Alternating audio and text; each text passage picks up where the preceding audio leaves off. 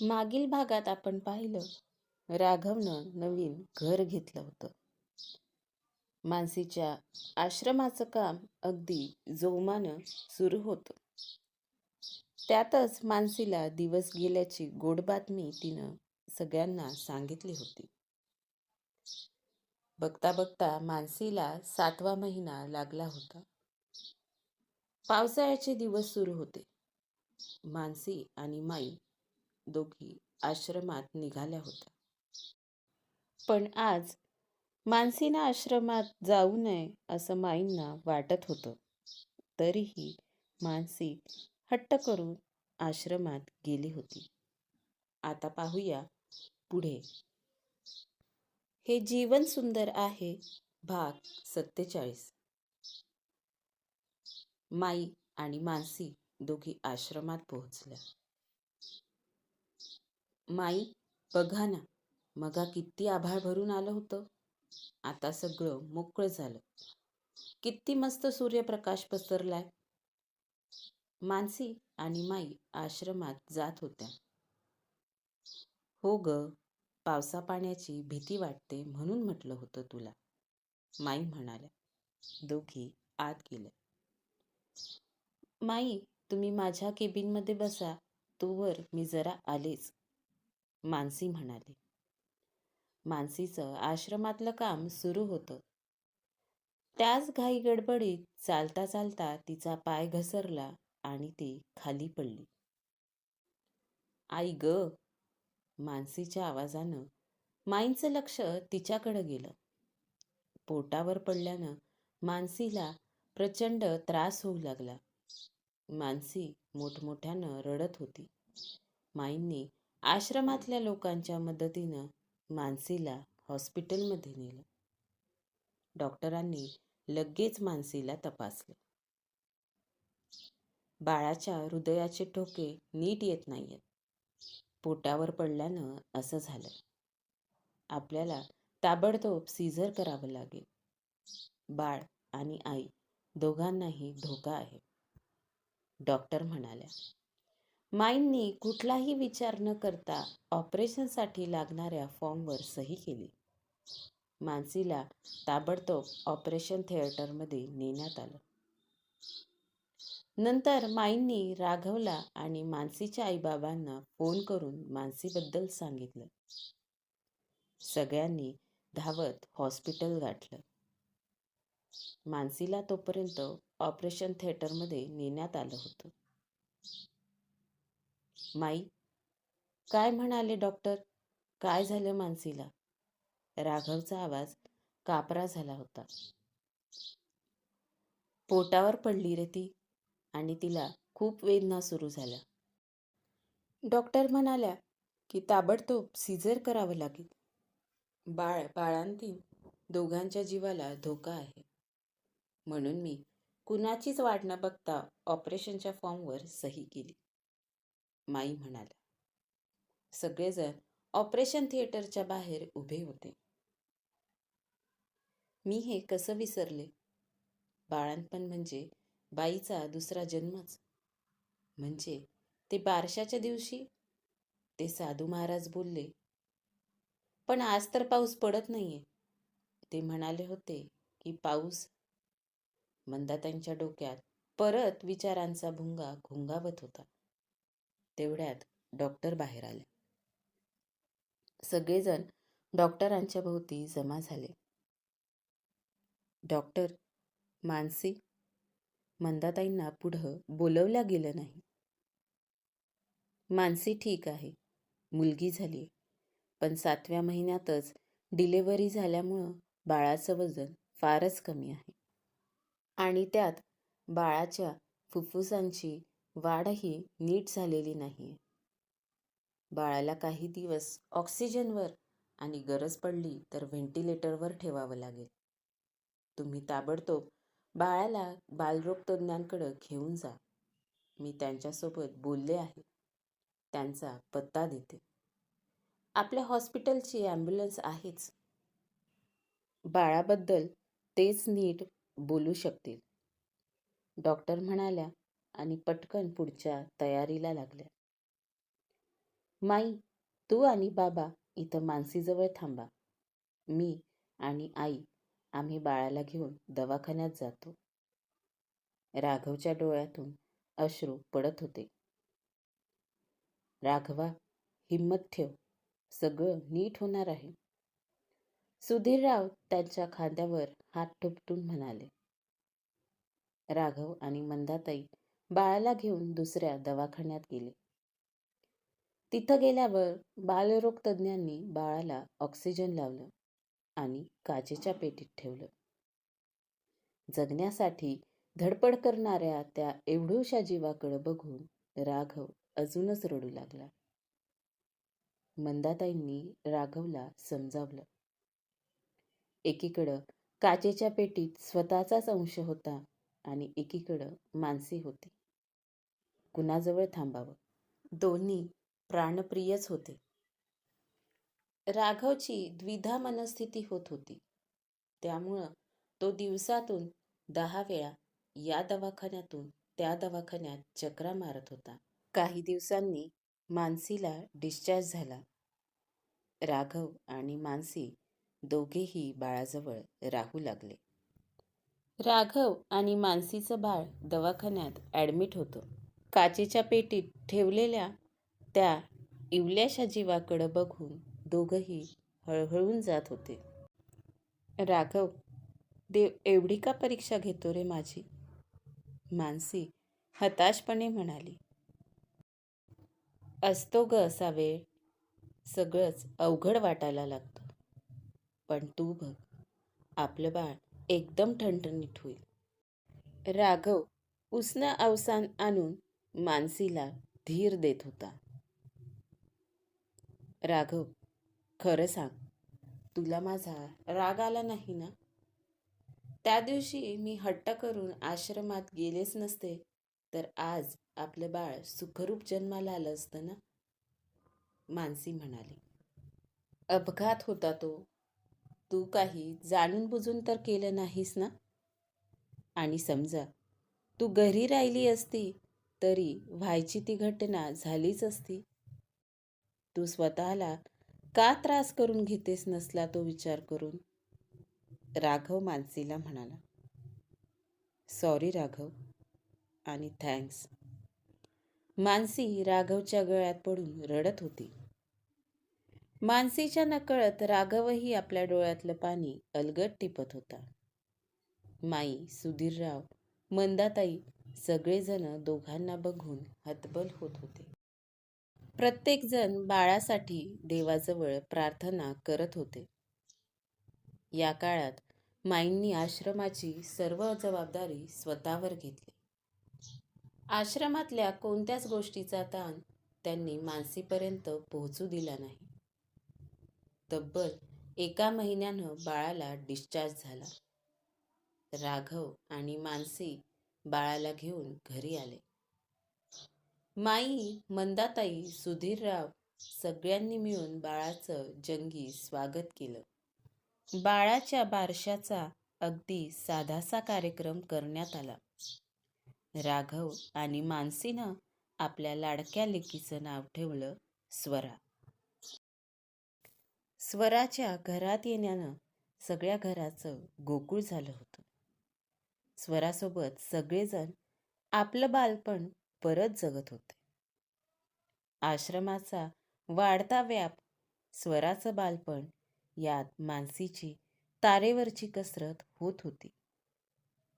स्वरा तब्येतीनं नाजूकच होती. त्यामुळं ती सतत आजारी पडायची. तिच्या आजारपणात मानसी कितीतरी रात्री जागून काढायची.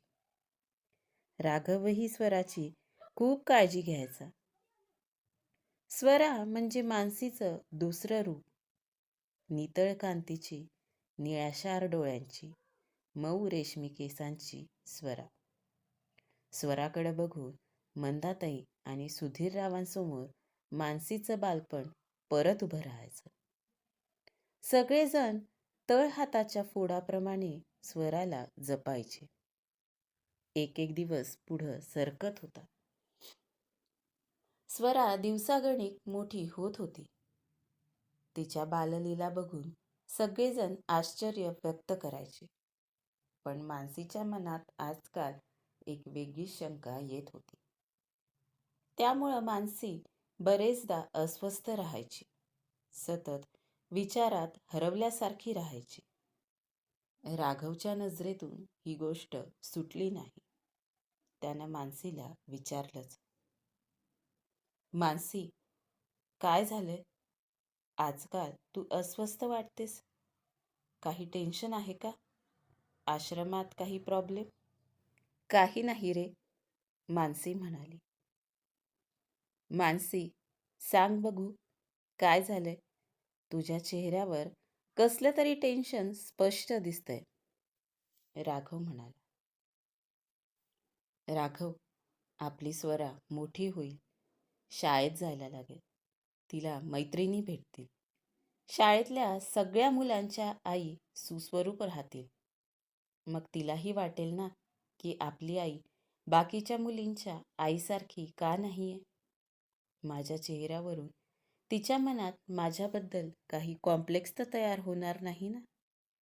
आणि असं झालं तर मी काय करणार रे त्यावेळी?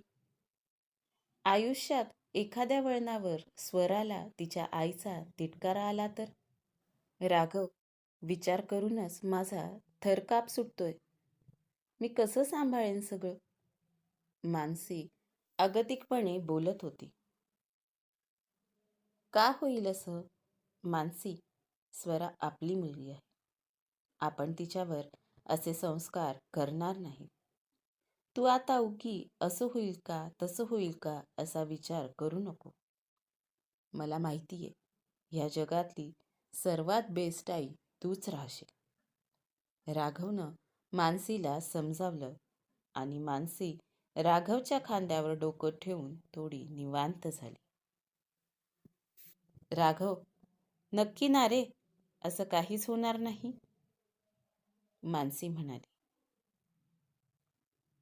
मनू, अगं तुझा संशय आहे तो. तू बघ, स्वराही अभिमानानं तुझं नाव घेईल, राघव म्हणाला. ए राघव, आपली स्वरा मोठी झाल्यावर काय बनेल रे?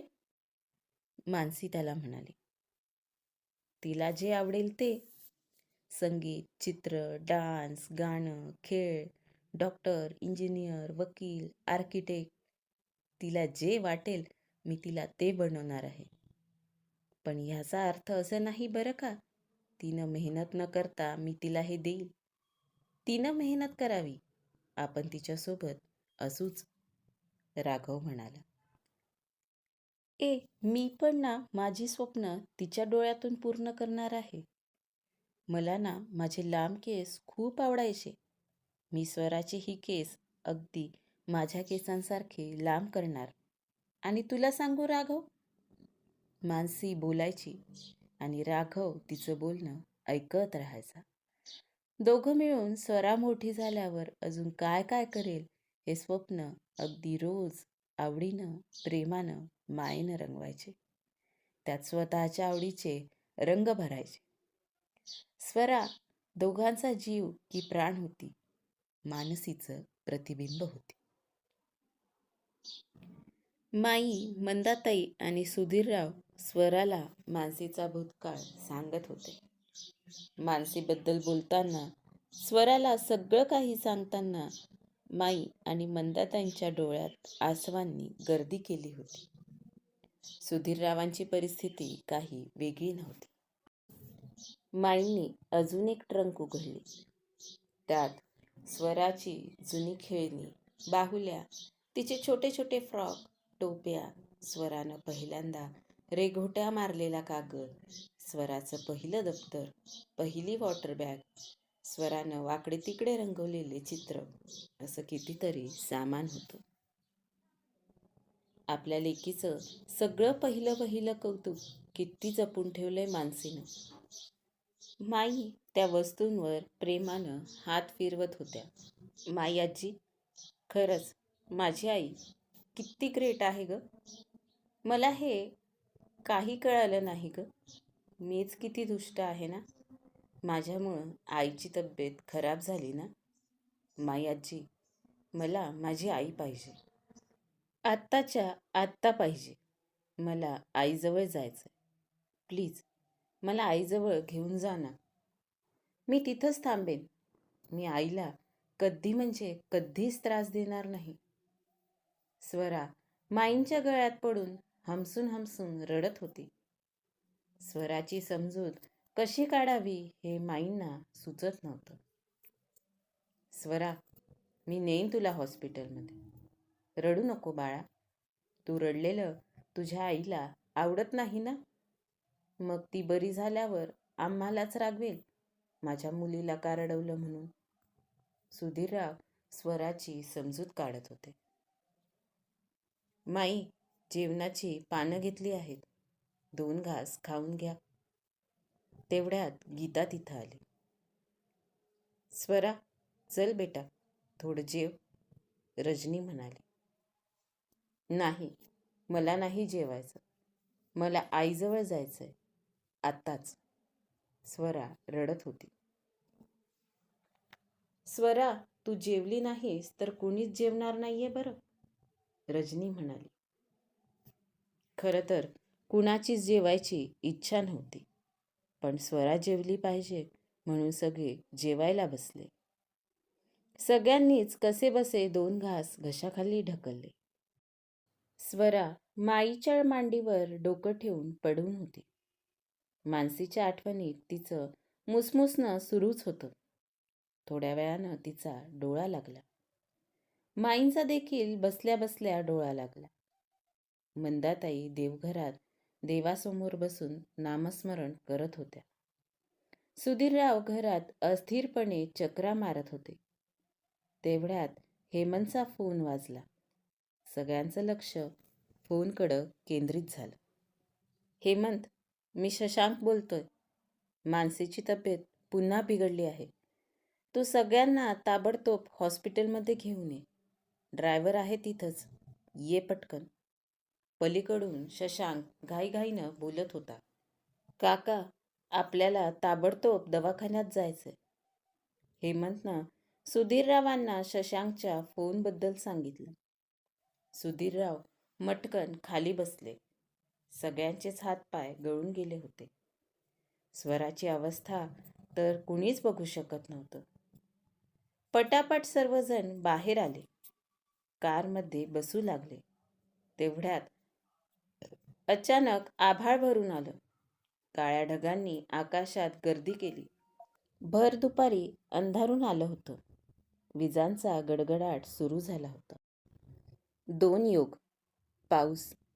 आजही पाऊस येतोय. म्हणजे नाही, हा दुसरा योग नाही. मी माझ्या लेकीला काहीच होऊ देणार नाही. मंदाताई तशाच धावत देवघरात गेल्या. काय झालं हे बघायला माईही मंदाताईंच्या मागं गेल्या. मंदाताईंनी देव पाण्यात ठेवले होते. काय होईल पुढे? मानसी या सर्वातून सावरेल का? का मंदाताईंची भीती खरी ठरेल? पाहूया पुढच्या भागात. आजचा भाग कसा वाटला कमेंट करून सांगायला विसरू नका. धन्यवाद.